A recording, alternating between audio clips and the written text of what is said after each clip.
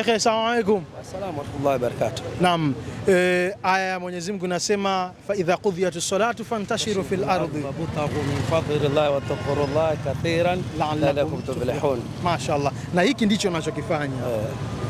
Umediriki swala Ijumaa. Hongera sana. Naam. Mashaallah. Ni kwa namna gani fursa hii ni neema kwako na wito wako ni upi kwa watu wengine? Kwa kweli mimi nasema katika nchi ambayo yenye neema ni Tanzania. Tanzania ni neema kubwa sana. Halafu katika nchi yenye amani ni Tanzania.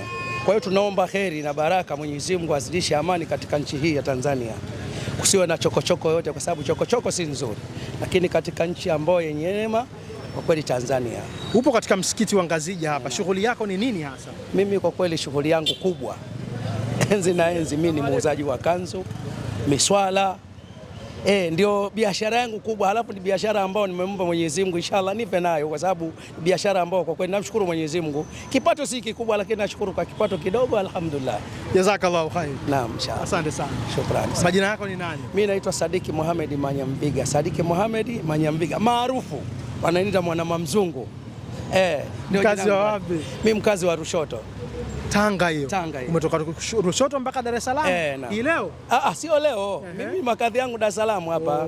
Hapa Dar es Salaam. Wapi sasa? Niko Mbagala hapa. Shukrani sana.